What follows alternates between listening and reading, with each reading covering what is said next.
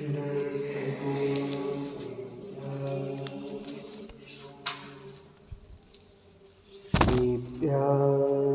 श्री ओम नमः शिवाय।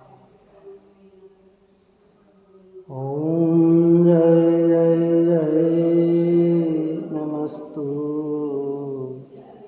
नमस्तु नमस्तु। मंगलम भगवान वीरो मंगलम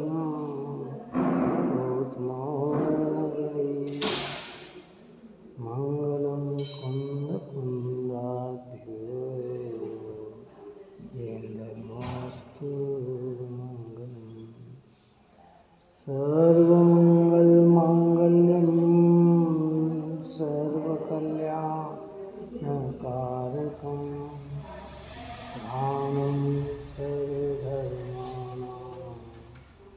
जैनं जयतु शासनं जैनं जयतु शासनं जैनं जयतु शासनं। नमस्मै साराय स्वानुभूतिया जतास्ते चित्स्वभावाय भावाय सर्वभावान्तरचिते सर्वभावान्तरचिते सर्वभावान्तरचिते।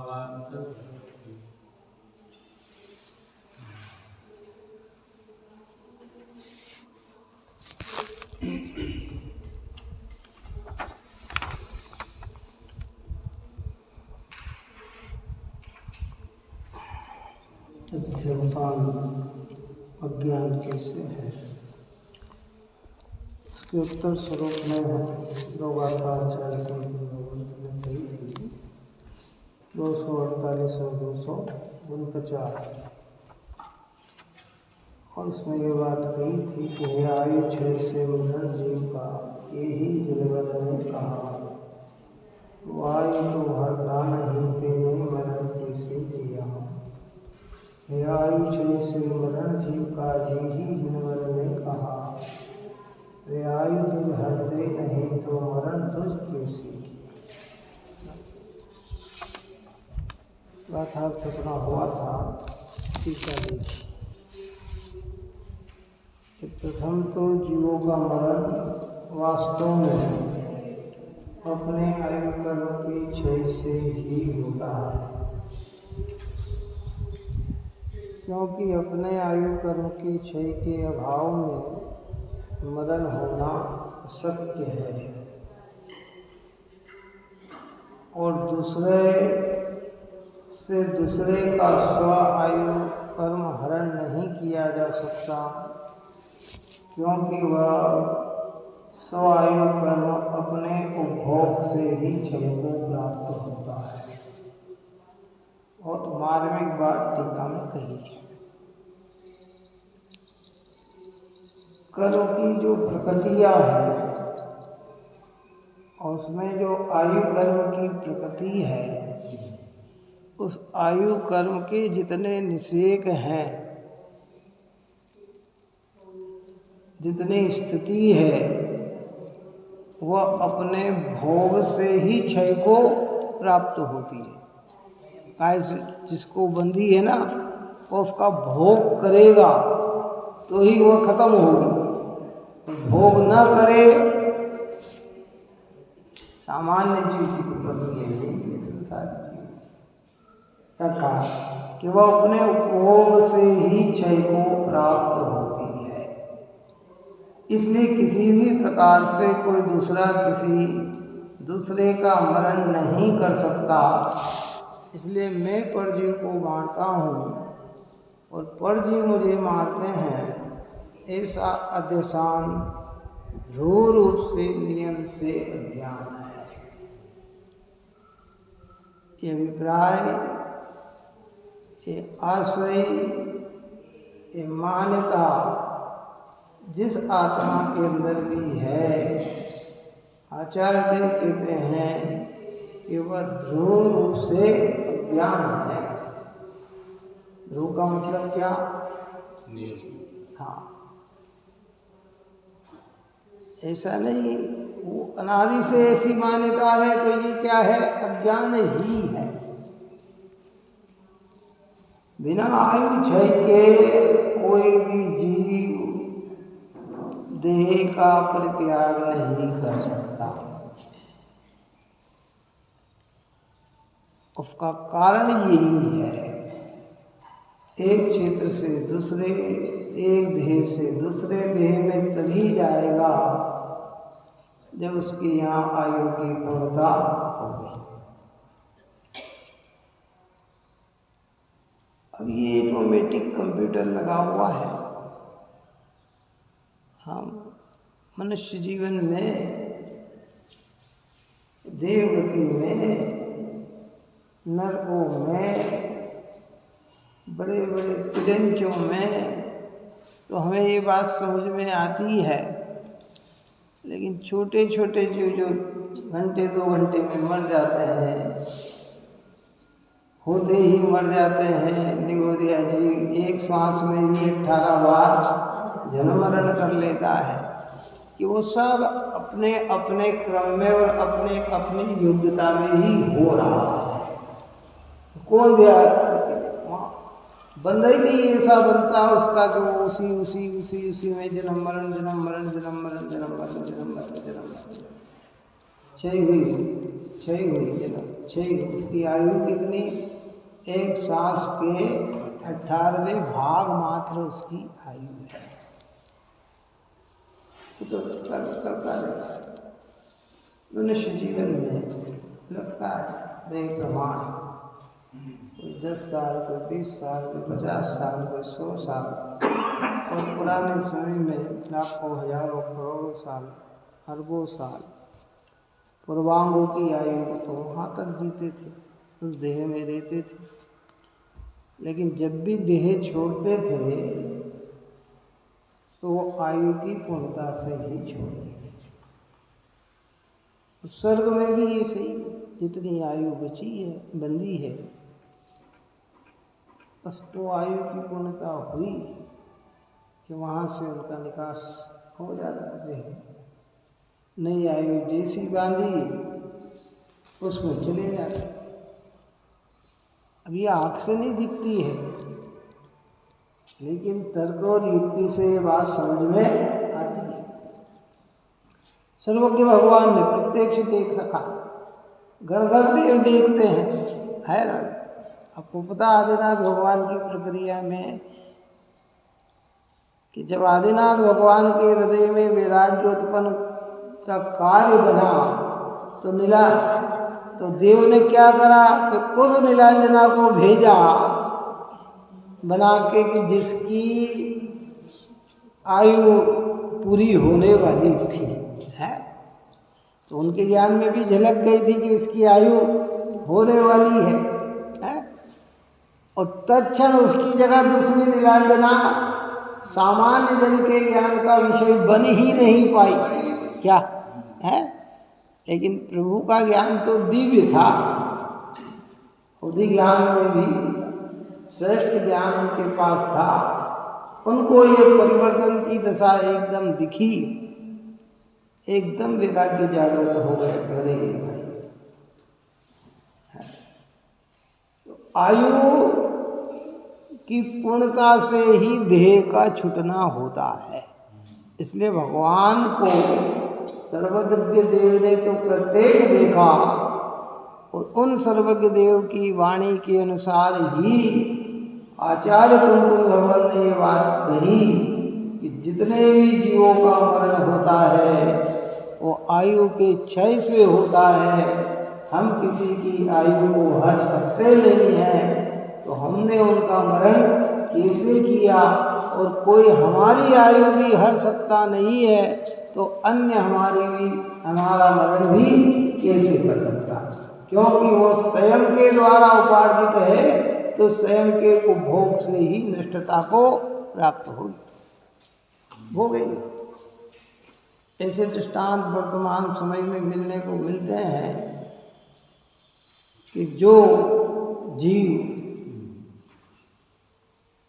बीमार हो जाते हैं और ऐसी अवस्था में पहुंच जाते हैं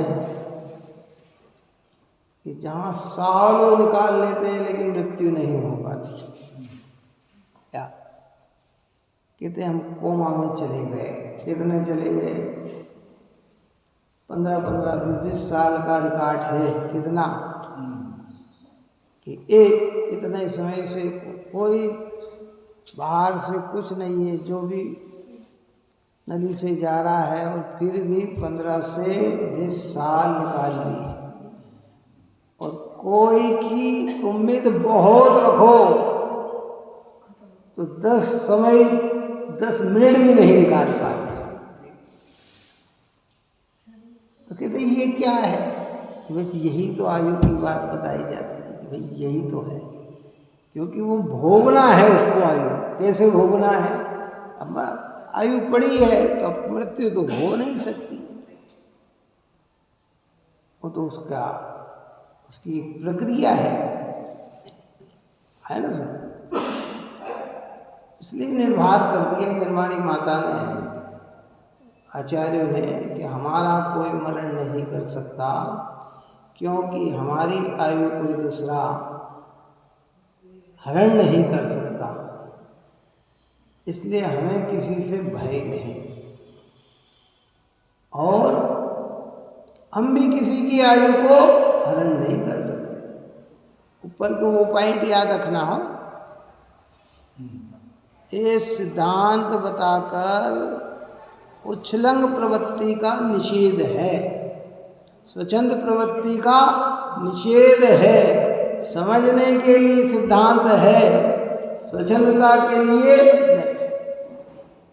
नहीं। तो फिर उसका दोष की, यद्यपि आप स्वच्छंद प्रवृत्ति कर रहे हैं और जीव मर रहे हैं, तो वो भी मरण तो उनकी आयु क्षय से ही हो रहा है, लेकिन आपके अंदर प्रमाद और ना समझ होने से, आपके भावों से आपको कर्मों का बंधन है। हम न मानेंगे तो भी कार्य सिद्धांत थोड़ी बदलने वाला है। हम माने तो भी सिद्धांत वही रहता है, न माने तो भी सिद्धांत वही रहता है। सिद्धांत हमारे मानने से सच्चा नहीं होता और न मानने से झूठा नहीं होता है। वो तो जो है सो है, जैसा है वैसा हम मान ले तो हमारी श्रद्धा सम्यक हो जाती, सच्ची हो जाती है क्या, और न माने तो हमारी श्रद्धा खोटी हो जाती। जैसे वितरागी भगवान है ना, देवशास्त्र गुरु में 18 दोष रहित पूर्ण वितरागी सर्वज्ञ अरिहंत परमात्मा। अब ऐसे अनंत परमात्मा को हम अनंत न माने तो अनंत झूठे के सच्चे। अगर हम न माने ऐसे अनंत भगवान को तो अनंत भगवान झूठे के सच्चे, तो भी वो सच्चे, और माने तो भी सच्चे। पर मानने पर हमारे परिणामों में निर्मलता जन्म ले लेती है, और न मानने पर हमारे परिणामों में विकृतता जन्म ले लेती है।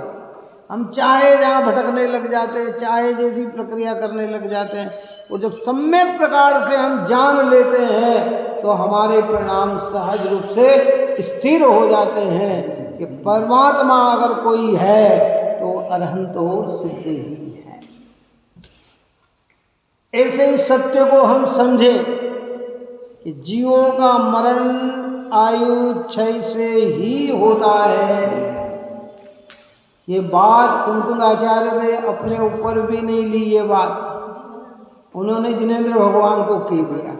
आयु क्षय से मरण हो, ये बात जिनवरों ने कही, तुम आयु तो हरते नहीं, तुमने मरण कैसे किया, पर तुम्हारी आयु हर सकता नहीं तो तुम्हारा मरण पर कैसे कर सकता है।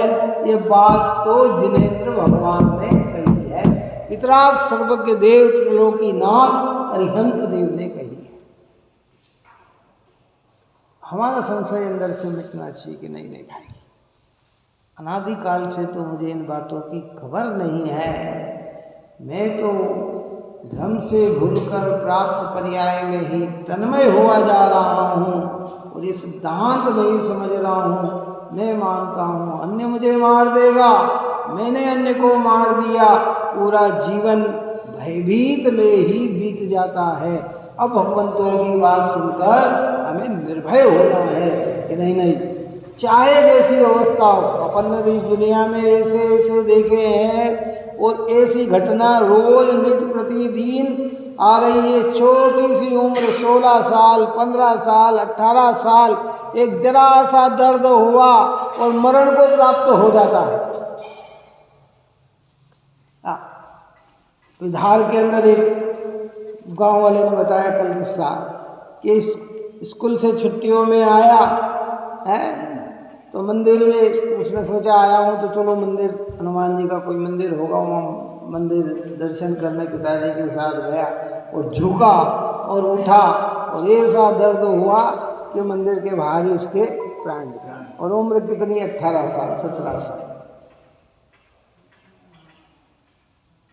तो कौन करने जाता है? कौन करने जाता भाई? ये जनवाणी माता समझाती है कि निज आयु क्षय से मरण हो।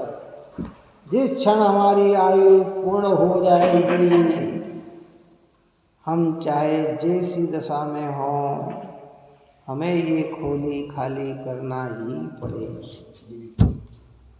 ये मकान जैसे आजकल होता है ना, क्या मालूम, गवर्नमेंट के करार होते हैं, मकान मालिक किराए से देते हैं ना, तो एग्रीमेंट लिखाते हैं आपको रहने का टाइम कितना, इतना, और लेने वाला भी न्यायिक और देने वाले भी न्यायिक हो, तो वो कैसे खाली करता कि हो गया मेरा टाइम। स्थिति पूरी कर खिर खिर जाए, स्थिति पूरी होते ही सब छूटने लग जाते हैं। इसलिए घबराना नहीं, मृत्यु से नहीं डरना। मृत्यु तो एक जीवन का अनिवार्य अंग है, कौन सा है ना, लेकिन मृत्यु आने के पहले मृत्यु का भय चला जाए वो प्रयत्न करना। कबीरदास ने लिखा कि वेद मरे रोगी मरे, मरे सकल संसार। क्या क्या कह रहे हैं कि वेद मरे रोगी मरे। जिस रोग का इलाज वेद करते हैं वो क्या होता है कि वो भी मर जाता है, और जो वो देखते हैं वो देखने वाले भी मर जाते हैं। कबीरा एक न वह मरे जिसका नाम आधार, जो भगवान के नाम को आधार बनाता है, कहते वो मरण को प्राप्त नहीं होता है। यानी वो जो ये सिद्धांत समझ लेता है कि वो मरण को प्राप्त नहीं, देह तो होगी, देह बदलेगी। हमारे जितने भी भगवान हुए ना, ये अमर हो गए, स्वभाव से तो अमर थे, ये पर्याय में अमर हो गए। तो पर्याय में अमर हुए कैसे कि अमर स्वभाव को स्वीकार करके पर्याय में भी कैसे हो गए अमर। ये सिद्धांत समझा ना, और निर्भय हुए तो पर्याय में भी अमर हो गए। और जो ये सिद्धांत नहीं समझता है वह जीव भयभीत होकर राग देश करके अनेक अनेक प्रकार के विकल्प करके पुनः पुनः कर्म को बांधता है और पुनः पुनः जन्म मरण करता है। इसलिए यहाँ कहते हैं कि भाई, क्योंकि वह स्वायु कर्म अपने उपभोग से ही क्षय को प्राप्त होता है, इसलिए किसी भी प्रकार से कोई दूसरा किसी दूसरे का मरण नहीं कर सकता। इसलिए मैं परजीव को मारता हूँ और परजीव मुझे मारते हैं, ऐसा अतिशय ध्रुव रूप से नियम से अज्ञान है।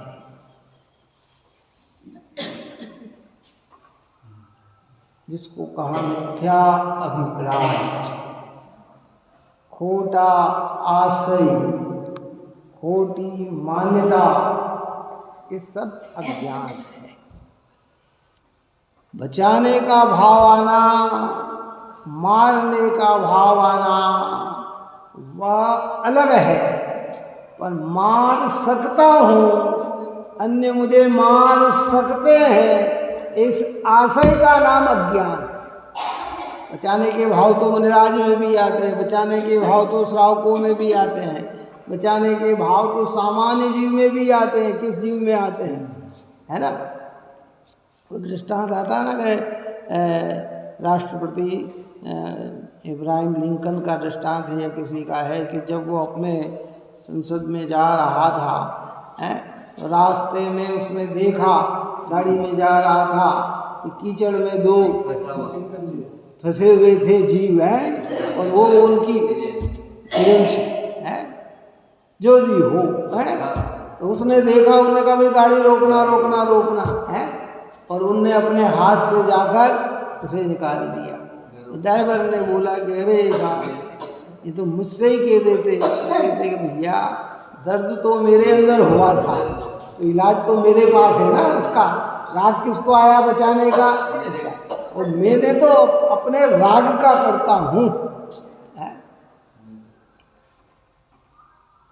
बहुत सारी बातें ऐसे, कई सिद्धांत ऐसे हैं। इसलिए आपको बचाने के भाव तो आते हैं, बचाने का भाव, मारने का भाव भी भूमिका अनुसार यानियों में भी आ जाते हैं, परंतु मार सकता हूँ ऐसा हम बना उनके अंदर नहीं होता। यहाँ ध्रुव रूप से अज्ञान किसको कहा? कि जो मैं कर सकता हूँ, मैं नहीं किया, इनने ही किया, उनने ही किया, नहीं किसी दूसरे के हाथ में नहीं है। देखिए भावार्थ में कहते हैं, जीव की जो मान्यता हो तदनुसार जगत में नहीं बनता हो तो वह मान्यता अज्ञान है। अपने द्वारा दूसरे का तथा दूसरों से अपना मरण नहीं किया जा सकता, तथापि यह प्राणी व्यर्थ ही ऐसा मानता है, सो अज्ञान है। यह कथन निश्चय नहीं की प्रधानता से है। ये कथन जितना किया गया यह मूल स्वरूप की अपेक्षा से किया गया। निश्चय यानी यथेष्टता, वास्तविकता, ओरिजिनलता। जैसे कोई व्यक्ति बीमार होता है ना, एकदम कुछ हुआ, डॉक्टर के पास ले गए हैं, ले गए, डॉक्टर ने तत्काल इलाज किया, इंजेक्शन लगाया, ये लगाया, दवाई दी, वो ठीक हो गया है। सब जने कहते हैं डॉक्टर साहब आपने बचा लिया, आपने बचा लिया। डॉक्टर साहब फिर क्या कहता है? क्या बोलो, क्या मेरे नहीं, वो ओरिजिनलता। क्या ओरिजिनलता? क्या कथन होगा व्यवहार का और ज्ञान होगा वास्तविकता का। बात नहीं समझ में नहीं। क्या कहा जाए? कथन क्या कहा जाएगा? व्यवहार। डॉक्टर इस बात को समझता हो, अगर वो डॉक्टर अहंकार करे तो कई केस ऐसे आते हैं कि वो उसे बचा ही नहीं सकता, तो फिर वो क्या करेगा अंदर में? वो ये डॉक्टर यथेष्टता जानता है कि मैं खाली प्रयत्न करता हूँ, अगर इसकी योग्यता है, वो भगवान को करता मानते दो, कहते भगवान की मर्जी होगी तो ये बच जाएगा, और भगवान की मर्जी न होगी तो ये बचेगा नहीं। वो उन पे आरोप देते हैं। हमारे यहाँ भगवान की बात को मुख्य न करके आयु की बात करते हैं कि अगर इनकी आयु बची है तो ये प्रयत्न करने पर भी जी जाते हैं, और आयु पूर्ण हो गई है तो प्रयत्न करने पर भी बच पाते नहीं। और जो डॉक्टर साहब कहते कि हाँ मैंने ही बचाया, अरे साहब आप तो लाए थे, मैं नहीं होता, तो फिर दूसरा केस आ जाए तो न बचे तो फिर उस डॉक्टर को कहो जाके कि साहब आप तो भगवान थे ना, तो पहले से ही अपने सिर पे बोझ उतार के रखता कि नहीं नहीं मैं बचाते। ऐसे आप और हमें समझना चाहिए, दया का भाव, दान का भाव, करुणा का भाव, प्रत्येक जीव की हिंसा न हो। हमेशा कोई कार्य नहीं करें जिसमें अनंत जीवों को पीड़ा हो, अनंत जीवों का नुकसान हो, फिर भी समझना कि हम भाव ही कर सकते हैं, उनके कार्य तो उनकी योग्यता में ही होते हैं। कठोर परिणाम से करुणा का परिणाम अच्छा है, लेकिन मान्यता अगर दोनों में एक है तो दोनों ही अज्ञान नाम पाते हैं। कठोर परिणाम भी अज्ञान और करुणा का परिणाम भी अज्ञान। इसलिए जैसे हमारी मान्यता के अनुसार नहीं बनता है, वही तो कहते हैं कि उसी का नाम। हमारे यहाँ बालबोध भाग 2 में कहा कि मिथ्यात्व किसे कहते हैं? तो उल्टी मान्यता का नाम मिथ्यात्व। ये उल्टी मान्यता यानी क्या? कि वस्तु जैसी है उसे वैसा न मानना, उससे विपरीत मानना, इसका नाम उल्टी मान्यता। उल्टी मान्यता क्या है? जीव का मरण अपने आयु क्षय से हो रहा है, हम मान रहे हैं कि हमने मारा, उनने मारा, तो ये हमारी मान्यता क्या हो गई? उल्टी हो गई, विपरीताभिनिवेश हो गया। इसी का नाम तो अज्ञान है। और अज्ञान क्या है? अज्ञान का ही दूसरा नाम मिथ्यात्व। ज्ञान की कमी का नाम अज्ञान नहीं। जिस अज्ञान को यहाँ कह रहे हैं वो ज्ञान की कमी का नाम नहीं है, विपरीत ज्ञान का नाम अज्ञान है। विपरीत मान्यता का नाम अज्ञान है। ज्ञान की कमी का नाम अज्ञान नहीं है। ज्ञान की कमी तो ज्ञानियों में भी कर्मोदय से हो जाती है। जो अपन बार बार शिवभूति मुनिराज का दृष्टांत देते हैं अष्टपौड़ में जो दिया गया है कि तस्मात् भिन्न, उनका क्षोभसम इतना कम था कि पढ़ते और भूल जाते, पढ़ते और भूल जाते, कोई समझाता और भूल जाते। लेकिन अंदर की भेद विज्ञान की प्रवृत्ति ऐसी थी कि आत्मा को आत्मरूप ही मानते थे, अन्य को आत्मारूप नहीं मानते थे। तो उस ज्ञान में स्थिर होकर एक दिन केवल ज्ञान लेके भगवान बन गए, परमात्मा बन गए। और अभव्य से 11-9 परों का पाठी होकर भी आत्मा का अनुभव नहीं करने से वह भी जीव संसार में रखने लगे। ऐसी अनेक प्रकार की कथाएं, अनेक प्रकार के बोध आगम के अंदर मिलते हैं पढ़ने के लिए। इसलिए यहाँ ये बात कहते हैं कि भाई अपने जैसे हमने मान्यता वैसा नहीं है, और जैसे हम मानते, जैसा वस्तु स्वरूप है वैसा ही हम मानते हैं, तो फिर वो अज्ञान नहीं कहलाएगा। फिर वो क्या कहलाएगा? ज्ञान कहलाएगा। भगवान ने जैसा कहा वैसा ही हमने मान लिया, तो फिर वो तो ज्ञान हो गया, सम्यक ज्ञान हो गया। तो फिर वो अज्ञान नहीं है। प्रभु ने जो देखा ऐसा ही कहा, हमारे भी अनुभव में वैसा ही आया।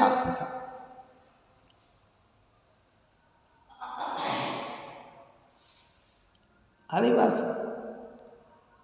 एक व्यक्ति ने ध्यान किया और कहा कि वो ज्ञानी भी ध्यान करते हैं, अज्ञानी भी ध्यान करता है। अज्ञानी से पूछा गया कि क्यों साहब तुम इतनी देर बैठे ध्यान कर रहे हो? तो किसका कर रहे हो? तो क्या आत्मा का ध्यान कर रहा हूँ। क्या कहा? कैसी है आत्मा? अरे बहुत स्वच्छ, एकदम सफेद झक सुंदर आत्मा। क्या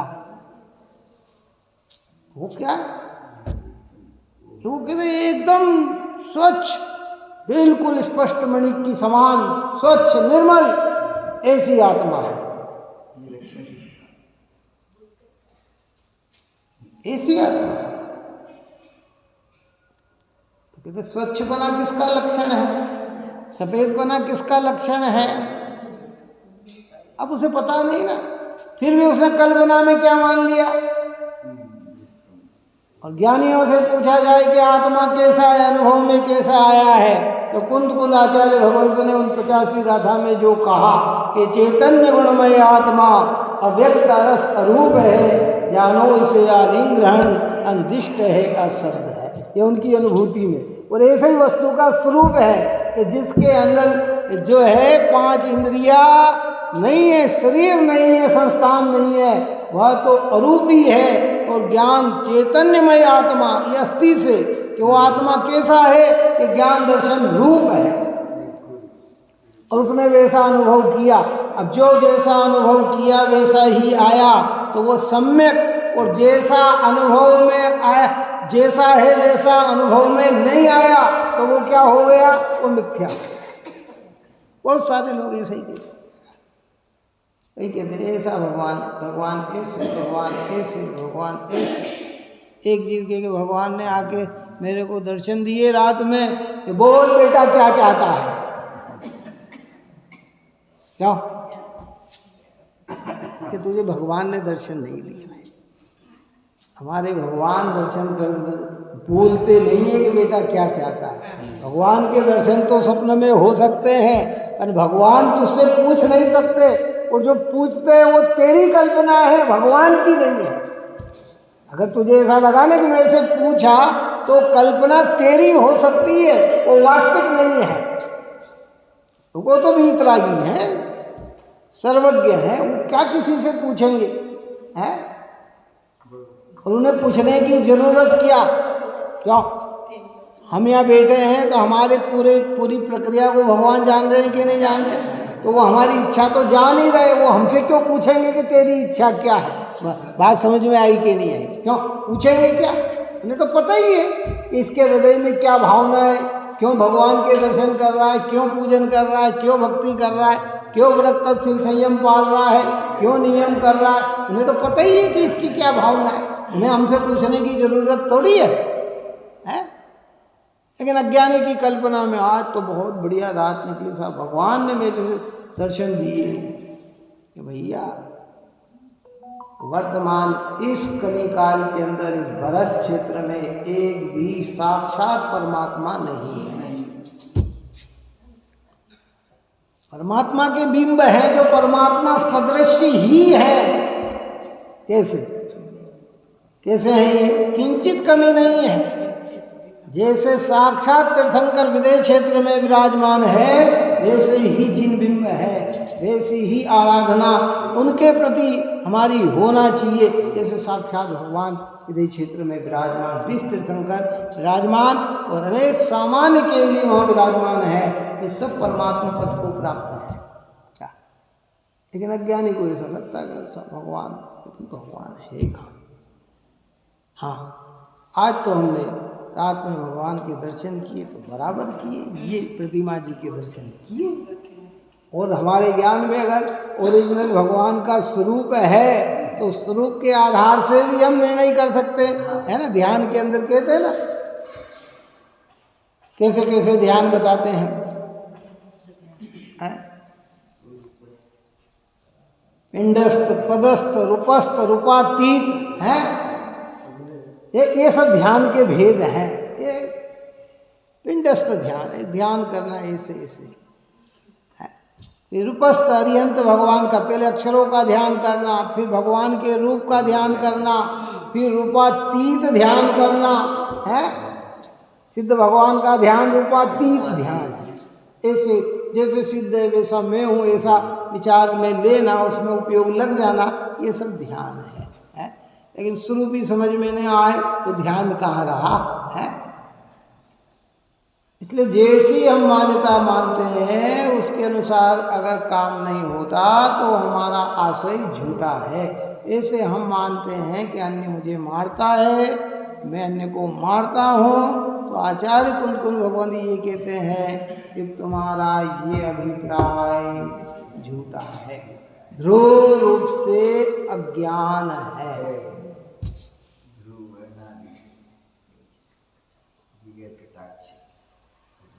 देखो, अब ये निश्चय नहीं की कथनता करके फिर आचार्य को पता है, ज्ञानियों को पता है कि हमने ये निश्चय की बात तो कही, लेकिन कोई निश्चय को लक्ष्य में न लेकर सर्वथा व्यवहार का लोप कर दे तो उसके लिए फिर सावधानी बरतते हुए कहा, व्यवहार इस प्रकार है कि परस्पर निमित्त नैमित्तिक भाव से पर्याय का जो उत्पाद व्यय हो उसे जन्म मरण कहा जाता है। वहाँ जिसके निमित्त से मरण पर्याय का व्यय हो उसके संबंध में यह कहा जाता है कि इसने इसे मारा, यह व्यवहार है। ये व्यवहार है। निमित्त नैमित्तिकता का ज्ञान कराकर इस प्रकार की चर्चा की जाती है। वास्तविकता में तो ये आत्मा क्या कहा जाता है कि पर्याय में उत्पाद और व्यय, प्रत्येक वस्तु में हमारे यहाँ उमा स्वामी आचार्य भगवंत ने द्रव्य का लक्षण सत कहा। सत द्रव्य लक्षणम, द्रव्य का लक्षण क्या है? सत। सत यानी अस्तित्व रूप मौजूदगी। सत्ता कभी विनाश को प्राप्त नहीं होता।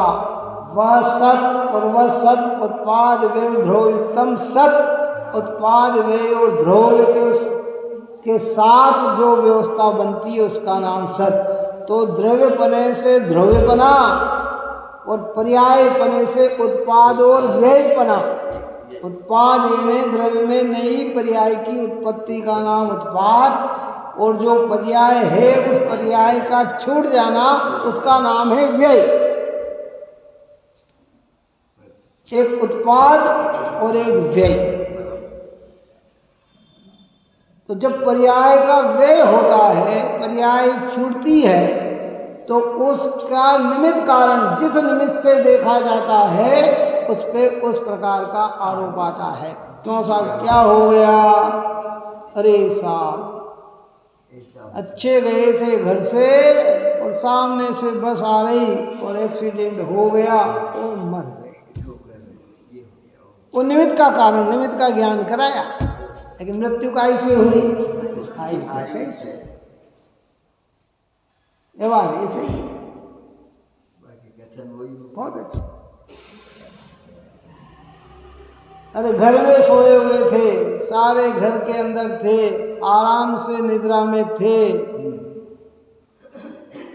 एकदम भूकंप आया और मृत्यु को प्राप्त हो गए। सोए के सोए रह गए, पता ही नहीं चला।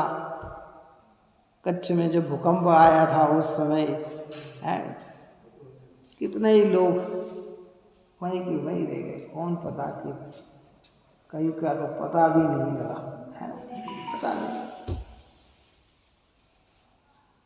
क्या करेंगे।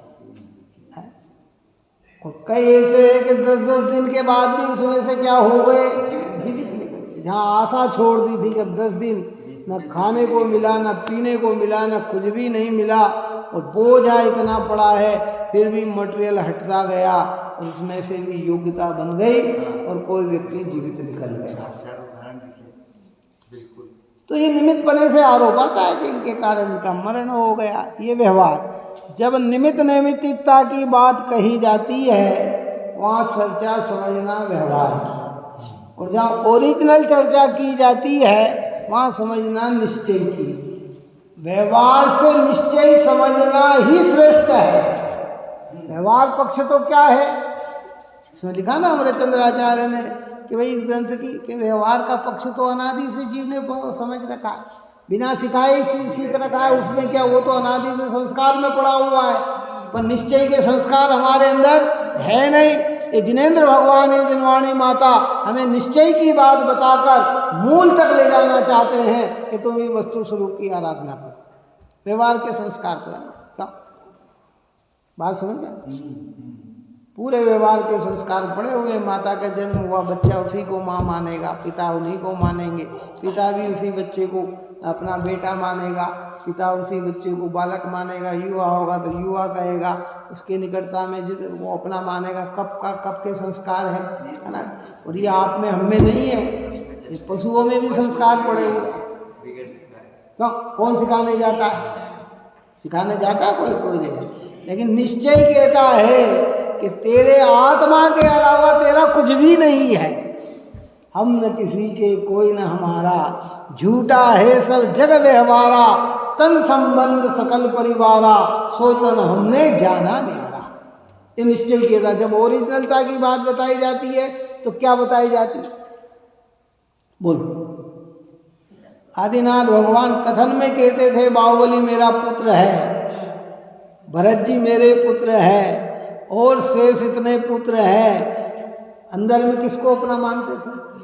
और अपना मानते तो आदिनाथ बन जाते। क्यों? भरत जी कहते थे कि मेरे 96,000 शादियाँ की हैं, 32,000 पुत्र हैं, इतने राजा मेरे अधीन, 32,000 मुकुटबंद राजा मेरे अधीन प्रवर्तन कर रहे हैं। लेकिन मान्यता किसमें थी उनकी? एक परमाणु में नहीं थी, है?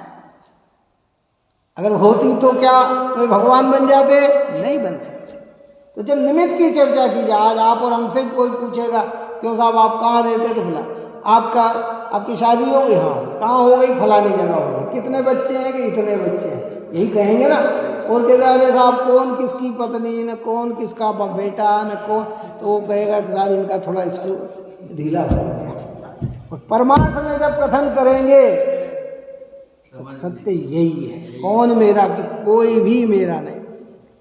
चाहे कितने ही अनुकूल पत्नी चले, चाहे कितना ही अनुकूल पुत्र चले, चाहे कितने ही अनुकूल पति चले या भाई चले, वो भी मेरी चैतन्य सत्ता आत्मा से तो भिन्न है। वो अलग है और मैं अलग हूँ।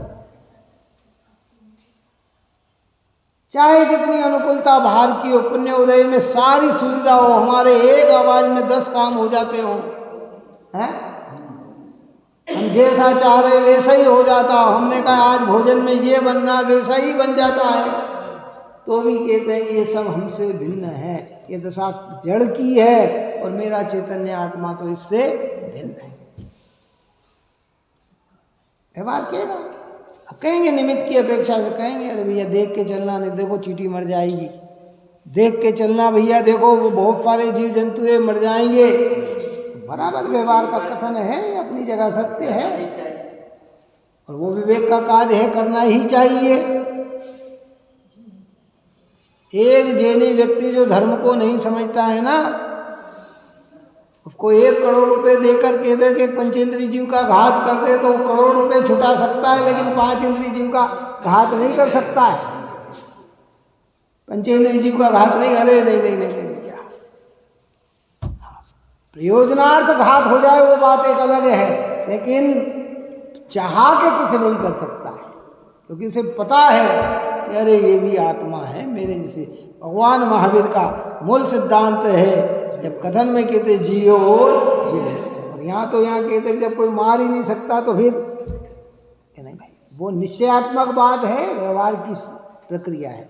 हमारे यहाँ का अहिंसा परमो धर्म है, निश्चय अहिंसा और व्यवहार अहिंसा। जब व्यवहार अहिंसा की बात करते हैं तो त्रस और स्थावर जीवों का घात न हो, अगर वो घात होता है तो वो हिंसा होती है, वो हिंसा का परिणाम पाप बंध का कारण है। और जब निश्चय अहिंसा की बात करते हैं तो आत्मा के अंदर राग देश मोह की उत्पत्ति नहीं होने देना ये अहिंसा है, और उत्पत्ति होने देना ये हिंसा है।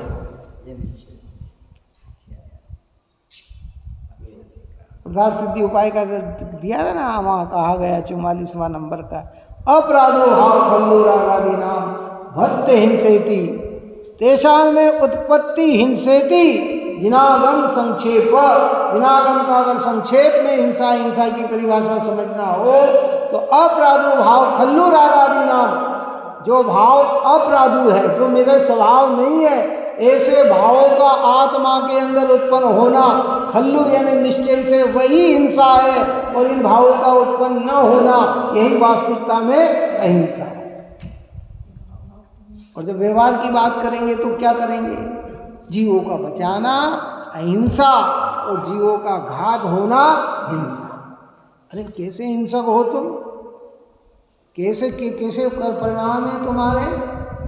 तुम जैन कुल में जन्म लेकर जीवों की हिंसा में लगे हुए हो, ऐसा स्थूल हिंसा में लगे हुए हो। अरे नहीं, ये करने योग्य कार्य नहीं है भाई, ये करने योग्य। अगर जेलों के अंदर ढूंढने चले जाओ ना, पूरे भारत की जेल में अगर ढूंढो और हिंसा के प्रकरण में ढूंढो तो 0.1% ही जैनी लोग हो सकते हैं। कुल परिणामी जिनने पत्नी को मार दिया हो, अन्य को मार दिया हो, बात समझ आए? ऐसे मिल ही नहीं सकते, क्योंकि वो डरते हैं, उन्हें पता है जैन कुल में जन्म लिया तो नहीं। जब वो छोटे जीवों का घात नहीं करते हैं तो बड़े जीवों का घात तो क्या कर सकते हैं। लेकिन कदाचित कारणवश कोई हो जाए तो वो बहुत छोटा पॉइंट है उसका, कि छोटा पॉइंट है। और ये तत्व समझने के बाद तो फिर क्या है? नहीं भाई। इसलिए व्यवहार की प्रक्रिया में एक दूसरे का आरोप आता है कि निमित्त समझ। इसलिए एक बात ध्यान रखना कि जहाँ निमित्त की चर्चा चल रही हो वहाँ उसको उस तरीके से समझने का प्रयत्न करना, अपनी श्रद्धा नहीं बिगाड़ना। बात समझ में आई? और मौका देख के बात करना, बिना मौका देख के बात नहीं करना। ये तो वो निमित्त से बात कर रहा है, हम कह अरे साहब क्या करे, ये तो ऐसा ही होना था। मैंने परसों भी कहा था ना, तो उसमें हमारे परिणामों में क्रूरता दिखेगी, कठोरता दिखेगी। एक्सीडेंट में मर गया, अरे क्या है ये तो वहाँ, अरे नहीं, बड़े लोग मूर्ख हैं, कितनी तेजी से चलाते हैं, इनको पता नहीं ये किसी का जीव चला गया, ये चला गया, ये फिर धीरे से कहेगा भैया क्या करें, योग्यता इस जीव की ऐसी थी, क्या करें।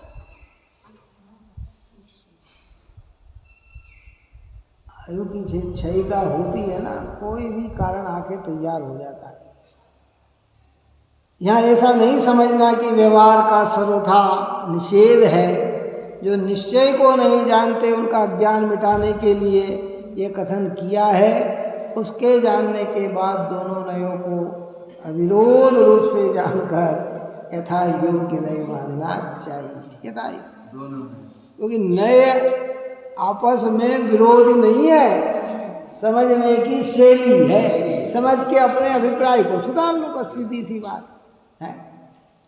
ये कहा कि भाई ठीक है, वस्तु स्वरूप तो ऐसा है और निमित्त रूप से ऐसा है। क्या कई लोग ऐसा भी प्रयत्न करते हैं कि मेरा मरण कैसे होगा, कि आयु 6 से ही होगा ना, आपकी बात पे मैं विश्वास कर लूँ, हाँ कर लो, तो खिलाफ मैं जेल खाता हूँ। क्या आपने कहा ना मेरी आयु बची होगी तो बच जाऊंगा? अरे नहीं, तू ऐसी मूर्खता मत करना। उसको वहाँ समझाया गया है और इसलिए कहा कि जब ये अकाल मृत्यु की बात चलती है ना, तो उन्होंने लिखा कि कर्मभूमि जीव की अकाल मृत्यु भी होती है। अकाल है तत्वार सूत्र के अंदर। और ये अकाल का मतलब वहाँ ये नहीं असमय हो गई ऐसी नहीं हो सकती है, लेकिन निमित्त की मुख्यता से चर्चा की कि ऐसी निमित्त के काल को मुख्य न करके वहाँ निमित्त को मुख्य किया कि इसने क्या किया कि झेल खा लिया ना, इसलिए मृत्यु तो अपने समय पर ही हुई है। तो उसे समझाया गया कि नहीं तू ऐसा कार्य मत करना है कि ट्रेन के सामने खड़े हो जाए और कि मैं प्रैक्टिस कर रहा हूँ कि नहीं, मुझे तो भगवान की वाणी पे भरोसा है कि मृत्यु आनी होगी तो आएगी, ना आनी होगी तो ना आएगी, कि ऐसी मूर्खता मत करना है। और ट्रेन के सामने गया और किसी ने झट से हाथ पकड़कर खींच दिया तो वहाँ समझना देखो आयु बची थी तो ये निमित्त मिल गया है। और कोई खड़ा हुआ है ट्रेन के सामने और कुछ भी नहीं, किसी के भाव भी नहीं हो। कई बार ऐसा होता है ट्रेन एकदम आ रही हो, सबको चलने की जल्दी होती है चढ़ने की, वो देखते हैं और चलते चलते किसी का बैग भारी पड़ा हुआ इधर से भी लटक रहा, उसका टल्ला लगता है और वो पटड़ी के नीचे आकर मृत्यु को प्राप्त हो जाता है। ऐसे देखी मैं कि ट्रेन में जैसे लेडीज उसका कुछ फंस गया था, रही अंदर, अचानक एक दौड़ता हुआ कोई आके खींच ले गया। आया था व्हाट्सएप में। तो योग्यता के आगे क्या करें? तो कहते हैं इनने बचा लिया, उसको शाबाशी भी देंगे, उसकी प्रशंसा भी करेंगे, हैं, वक्त पड़ने पर उसको इनाम भी देंगे, उसका सम्मान भी किया जाएगा, लेकिन कार्य कैसे हुआ? उसकी आयु की बचने से हुआ। ऐसा नहीं हुआ कि आयु बची नहीं थी और वो उससे बचा लिया गया। नहीं भाई, निश्चय कारण जिनवाणी पढ़ने से समझ में आते हैं। व्यवहार कारणों का ज्ञान तो लौकिकता से मिल जाता है, लेकिन निश्चय का ज्ञान कहाँ से मिलेगा? जब हम स्वाध्याय करेंगे, हम जब बार बार जिनवाणी को पढ़ेंगे, विचार करेंगे, चिंतन करेंगे, तो ये बात हमारे हृदय में जम जाएगी। फिर डर नहीं रहेगा, अरे क्या करें। विवेक जरूर जागृत रहेगा, लेकिन ऐसा ज्ञान नहीं होगा कि जिसमें मिथ्यात्व की पुष्टि हो जाए। तो हमें ये प्रयत्न करना चाहिए, साधन है, घबराना नहीं। इसलिए तो कहते हैं जब प्रतिकूलताएं बढ़ जाती है, इलाज करते हुए भी रोग ठीक नहीं होता है, तो फिर ज्ञानी दो ही चीज को धारण करते हैं, बाहर में पंच परमेष्ठी का स्मरण और भीतर में शुद्ध आत्मा का स्मरण। तो ये लगता है अब मेरी आयु पूर्ण होने वाली है, तो अब मुझे ज़्यादा विकल्प जालों में नहीं उलझना, पंच परमेष्ठी को आधार बनाना और स्वयं आत्मा को आधार बनाना और अशरण भावना को भाना कि संसार में कोई किसी का सम्राट महाबल सेनानी उस क्षण को टाल सकेगा क्या, असरण व्रत काया में हर्षित ये जीवन डाल सकेगा क्या, कि उसकी पावरता क्या है भाई। तो सहज रूप से परिणाम कैसे बनेंगे, बैलेंस बन जाएगा। बात आई समझ। और एक लोक व्यवहार में इतना ज्ञान हमारे अंदर होता है, लौकिकता में जब कोई बहुत बढ़िया बात घर गृहस्थी में चलती है ना, और कोई पॉइंट बात चल रही है और कोई दूसरी पॉइंट की बात करे तो क्या करें, अभी चुप रहो, अभी यहाँ मत बोलो, अभी जो बात चल रही वो चल रही। क्या कहते हैं, जो विषय अभी चल रहा है लौकिकता का, अभी तुम दूसरे की रामायण यहाँ मत गाओ, अभी तो यहाँ जो चर्चा चल रही है। तो जब व्यवहार की बात चल रही है तो आप गौण हो जाओ, वहाँ व्यवहार से बात करो, और जब निश्चय की चल रही है तो व्यवहार को गौण करो। कहाँ चल रहा है, अब मंदिर में काय की बात चलेगी कि निश्चय की चलेगी। यहाँ आचार्य कहते हैं कोई किसी को मार नहीं सकता, कोई किसी को बचा नहीं सकता, हमें कोई मार नहीं सकता, हम किसी अन्य को मार नहीं सकते, हमें कोई बचा नहीं सकता, हम किसी को बचा नहीं सकते। अरे साहब देखो उनने तो बचा लिया, इनने तो क्या, अभी यहाँ गौण करो, अभी ये बात काय की चल रही है, निश्चय। और व्यवहार में कथन कर रहे थे बात, वो व्यवहार की, व्यवहार जगह अपनी जगह सत्य है वो बात। निश्चय व्यवहार दोनों ही सम्यक श्रुत ज्ञान के अंश हैं। ऐसा नहीं कि व्यवहार को झूठा, व्यवहार को निश्चय के सामने झूठा कहा, व्यवहार नहीं अभूतार्थ दर्शित शुद्ध नहीं भूतार्थ है, ये वो अपेक्षा से बात कही है, निश्चय को लक्ष्य में रखकर कही गई है। लेकिन व्यवहार परिते के तरीके से कैसा है कि सत्य, कोई भगवान की वाणी में असत्य आती है क्या बात है, झूठी आती है क्या बात। रविसेन आचार्य ने पद्म पुराण में लिखा, कल कही था परसों, रामचंद्र रावण को किसने मारा, तो कि लक्ष्मण जी ने मारा। अरे साहब कोई किसी को मार ही नहीं सकते। सत्यव्रत के महाव्रत के धारी आचार्य रविसेन जी झूठ बोल रहे हैं क्या, नहीं, वो यथार्थ व्यवहार की भाषा अपनी जगह सत्य है। और परमार्थ की बात चले, जो कुन आचार्य बताया कि बात करने के लिए अनेक तीर लगने पर भी बच सकते हैं, और एक तीर से भी, एक तीर के लगत कृष्ण की विनस गई काया है।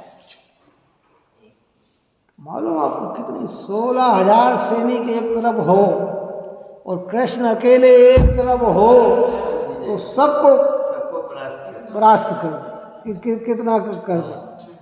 और उसका प्रैक्टिकल बताया पांडव और कौरव के युद्ध में कि उसने कहा कि मैं निशस्त्र रहूंगा।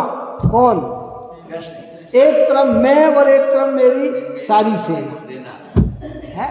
दुर्योधन ने सेना को पसंद किया, युधिष्ठिर ने कृष्ण को पसंद किया। जो बुद्धि से ही उसने परास्त कर दिया, काहे से परास्त, जबकि हाथ में कुछ भी नहीं उठाया। तो कृष्ण तो इतने बलशाली थे, लेकिन जब उनकी आयु की पूर्णता हुई तो एक तीर लगा पैर के अंदर और मृत्यु को प्राप्त हो गए। एक तीर के लगत कृष्ण की विनस गई काया। देव गुरु शरण जगत में दूजो न कोई, धर्म से फिरे भटकता चेतन यूं ही उम्र खोई। हे आत्मन तूने आज तक का समय यूं ही बेकार कर दिया, भटक रहा है, ऐसे यहाँ कहते हैं। अब इसी बात को आगे बढ़ाते हुए कल अपने गाथा 250 चलेगी।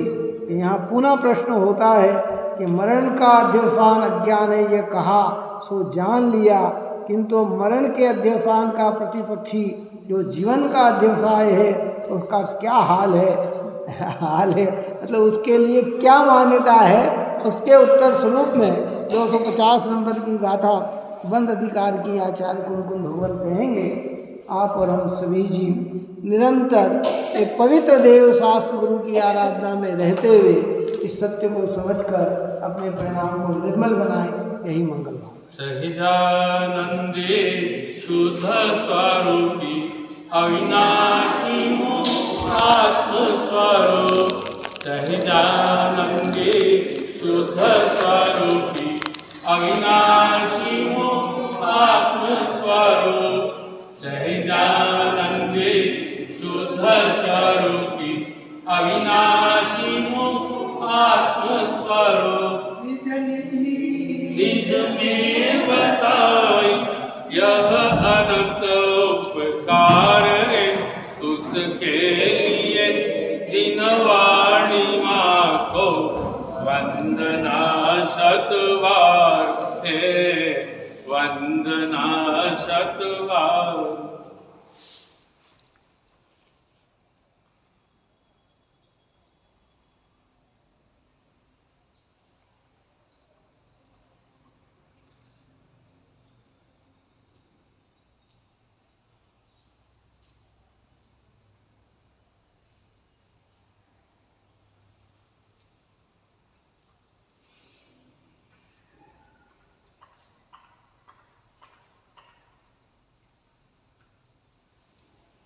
रावणी के ज्ञान से सूझे लोकालो, सुवाणी मस्तक सदा दे तुम। जिनवाणी माता की जय।